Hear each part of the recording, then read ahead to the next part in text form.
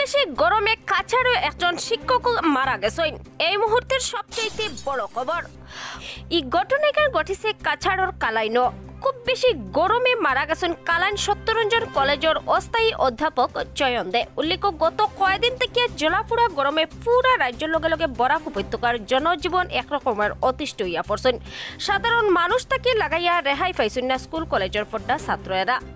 বলতে বেকলির গরমের জ্বালায় ঘর থাকি বারণির উপায় নাই মানুষের। আর বৃহস্পতিবারে ওরকম পরিস্থিতিত কলেজ থাকি বারুইয়া বাড়িতে যাওয়ার মতো আশঙ্কা তীব্র গরমে রাস্তার মাঝে উল্টিয়া পাল্টিয়া পড়ছেন চয়ন দে।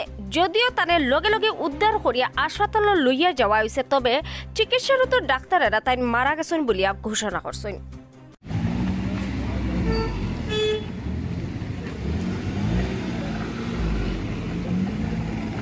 আজকের ঘটনাটা আজকে আমরা সময় বসেছিলাম, স্যার এসেছিল কলেজ। স্যারের নামটা কি?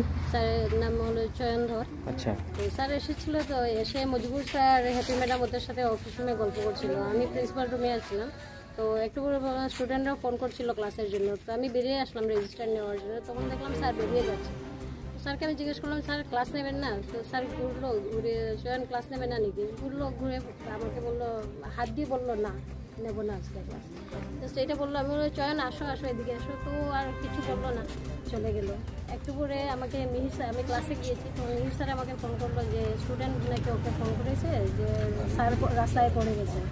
তো আমি ইমিডিয়েট ক্লাস ছেড়ে চলে আসলাম। সে জিজ্ঞেস করলাম, তখন মিঠুন আসলো, আমাদের সুব্রত দাস। ও আমাকে বললো, হ্যাঁ ম্যাডাম আমি ওই হসপিটালে পাঠিয়ে এসেছি। তো আমি ইউজুয়াল আমি বাকি মজবুর স্যার আমরা তিনজন হসপিটালে গেলাম। হসপিটালে গিয়ে দেখলাম যে স্যার নাম ছিল না বলে অটো থেকে। স্টুডেন্ট ফোন করলো, ম্যাডাম নামছেন না উনি অটো থেকে। তো আচ্ছা ঠিক আছে আমরা আসছি। তো আমরা গিয়ে দেখলাম তখন জাস্ট খালি নামানো হয়েছে, নিয়ে রাখা হয়েছে, ডক্টর চেক আপ করছিলেন।